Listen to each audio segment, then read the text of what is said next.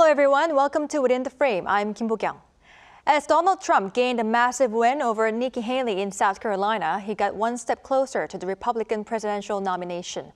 Though Haley vowed to stay in the race, Trump's eyes are already set on November's election, where he is expecting a rematch with Joe Biden.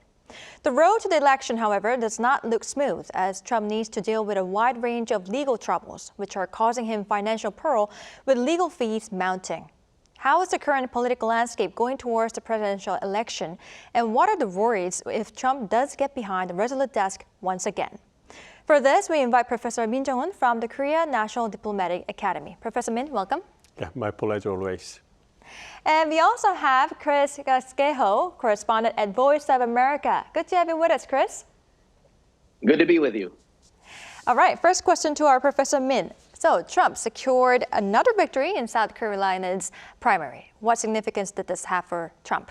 Yes, President Trump won the South Carolina primary on Saturday. As you know, Trump received about 60% of the vote, while Nikki Haley got about 40%.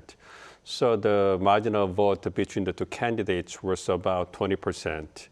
Anyway, by winning South Carolina, it's very likely that President Trump will take the Republican nomination. Mm-hmm. And the U.S. media reported that Trump is likely to get the majority of the delegate sometime in the middle of March next month.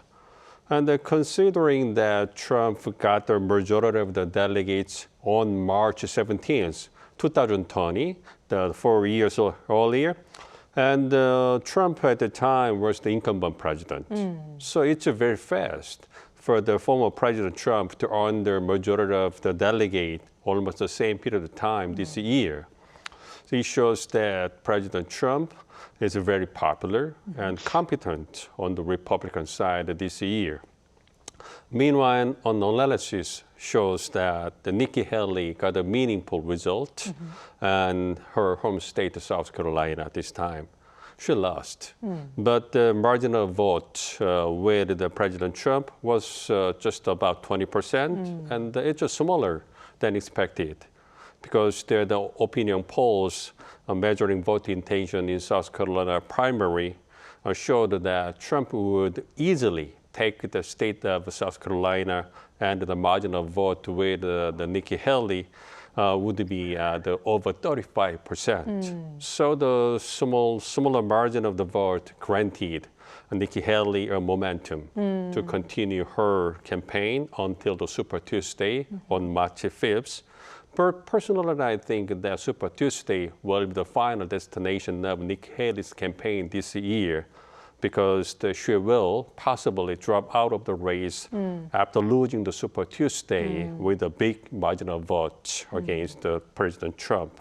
And Trump will earn the majority of the delegates, possibly sometime around March 12th next month. So just 20 days left before Trump secures the Republican nomination for the upcoming 2024 November election. All right, I see. Now, Chris, though she lost, Nikki Haley has pledged to stay in the race through Super Tuesday, which is March 5th, like our Professor Min already pointed out. However, it is widely expected that she won't be able to see a positive twist, a major twist, and some even say she would have to get out of the race before that. How do you see this? Well, it's going to come down to two things: whether Nikki Haley wants to stay in the race, how long she wants to stay in the race, and how long she can be funded by her donors. Now, she took a big blow when the influential Koch network decided that it will no longer fund her campaign after South Carolina. So their super PAC, Americans for Prosperity, has said that it wants to focus on competitive House and Senate races here in the U.S. But, Haley has raised $16.5 million in January, and she continues to raise money. So there's a sign that there are many donors still out there that want to see her continue in the race, even if to just be a thorn in Donald Trump's side and prevent him from securing the nomination as soon as his campaign thinks that he will. Now, Haley's contention is that few voters want a Biden-Trump rematch. Both have very low approval ratings and high disapproval ratings. And she contends that she is the only candidate that can beat Joe Biden in the fall, which several polls have borne out. She's actually leading Biden in the polls.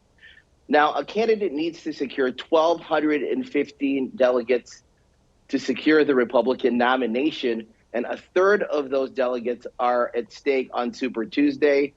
So there's a lot at stake here in this race coming up. But meanwhile, Michigan's primary is tomorrow. So there's another race for her to show that she's still a viable candidate in this race. All right, I see. Well, we'll have to wait and see what choice Haley makes and what outcome we'll see tomorrow. But it seems it is highly likely that Trump will get Republican nomination, like our Professor Min already pointed out. And this makes the match between Biden and Trump quite plausible. And reportedly, Biden is extending his cash advantage over his potential opponent. Could you tell us more about this? And could there be any specific reasons behind Biden's fundraising outpacing Trump's? Yes, as you mentioned, it is known that President Biden has got more the campaign contribution than the President Trump. Excuse me.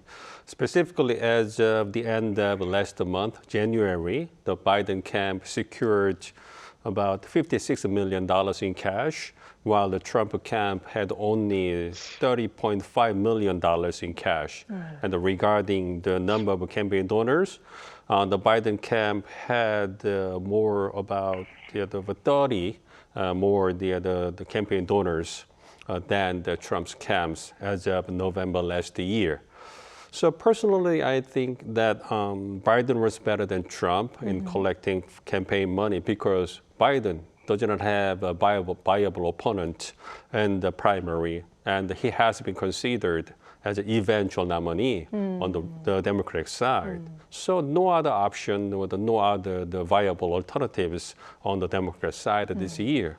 So all campaign contributions have been given to the Biden camp. Meanwhile, the former President Trump still has a viable opponent, Nikki Haley, and she secured a good amount of the campaign money from the campaign donors for several reasons, like Trump's legal troubles and his a little bit extreme policy orientations, a little bit away from the mainstream of the Republican Party. So it means that the campaign contributions on the Republican side have been split between the two candidates. And I think that's the main reason why Trump has secured less campaign funds than Biden. But I expect that the situation will change when Trump secures the Republican nomination in the next month. And after he secures the nomination, the race will quickly turn into the general election mode. And the voters on both sides will focus on whether their candidates will beat the opponent in November, although the presidential nomination campaign is still ongoing until early June. So campaign contributions for Trump will increase as we move on to the November election. And it's because taking the White House in November is far more important than Trump's legal troubles and other potential possible limitations he shows. So I expect that Republicans will gather under the Trump candidacy, and the same situation for the campaign contributions on the Republican side. All right, so situation will change if Trump secures his Republican presidential nomination. Right.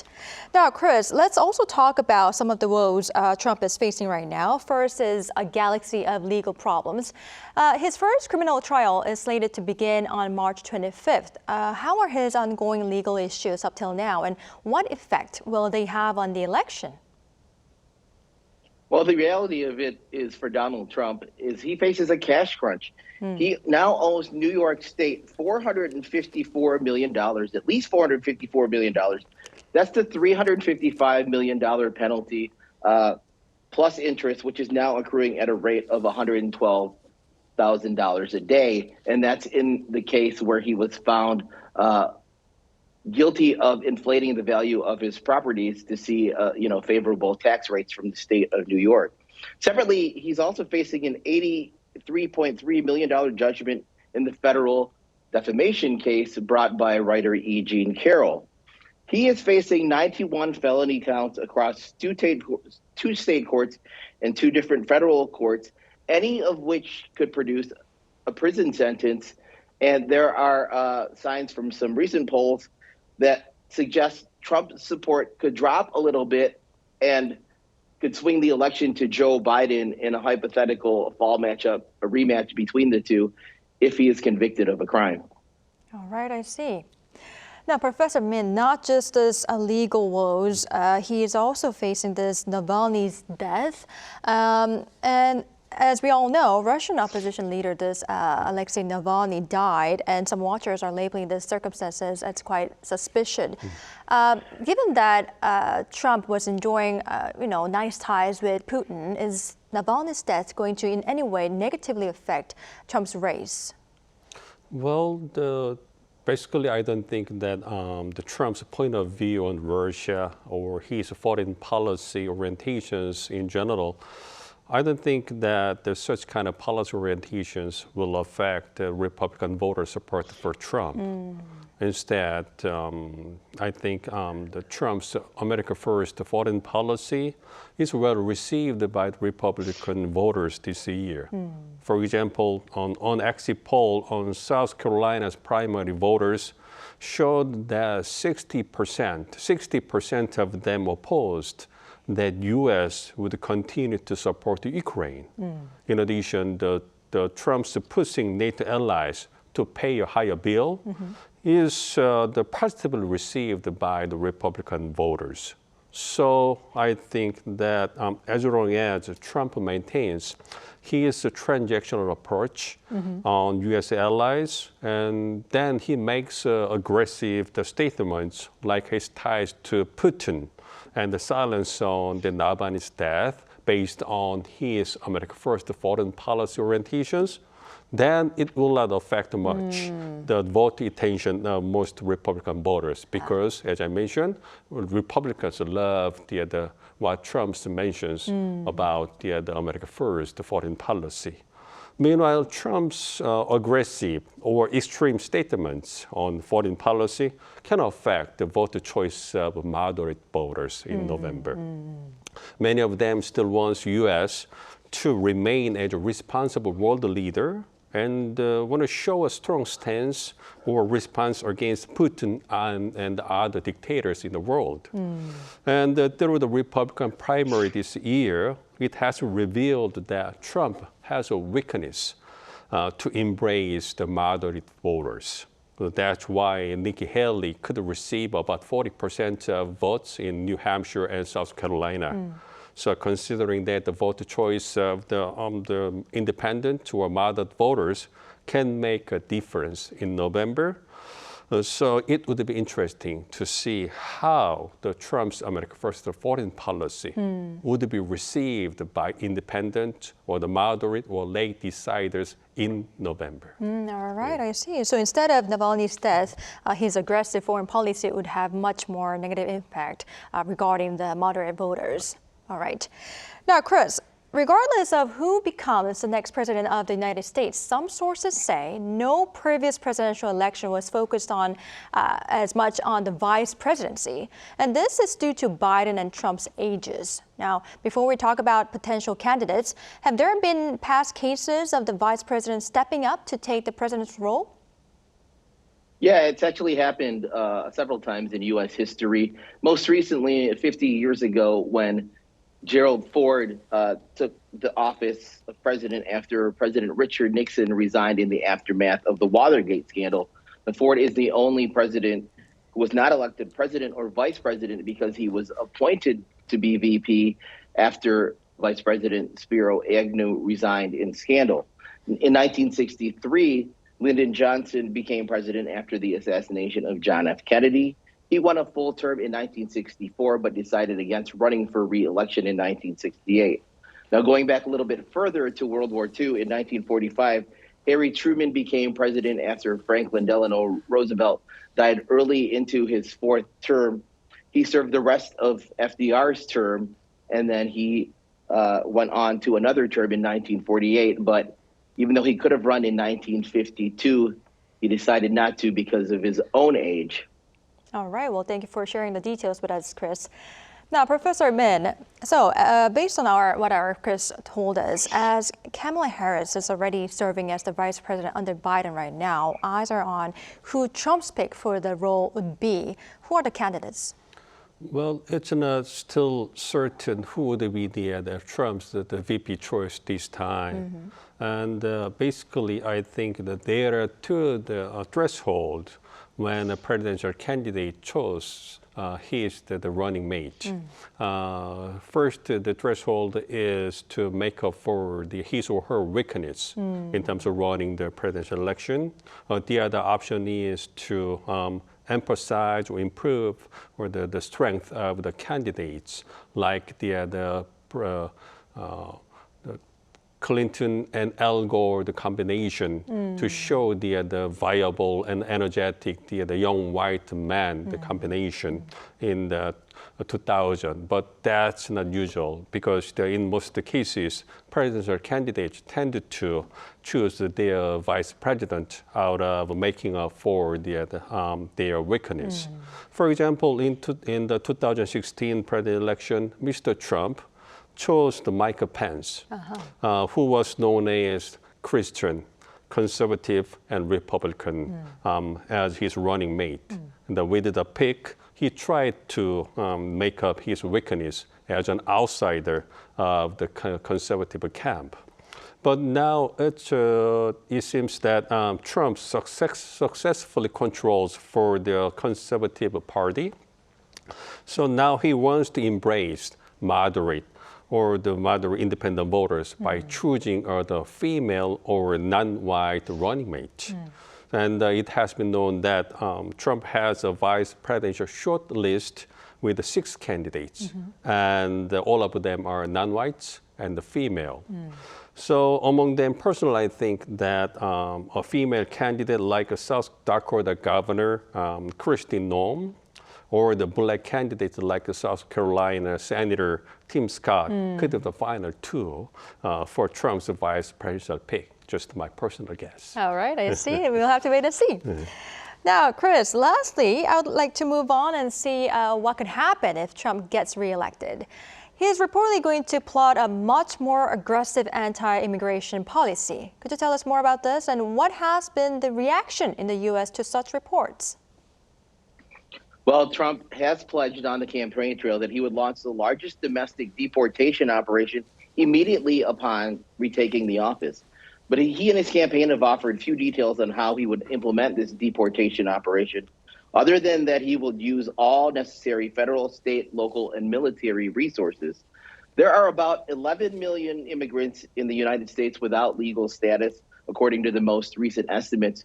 Now, nearly 7 million of those are known to immigration and authorities, which maintains a vast database of people eligible for deportation whose asylum cases are still pending.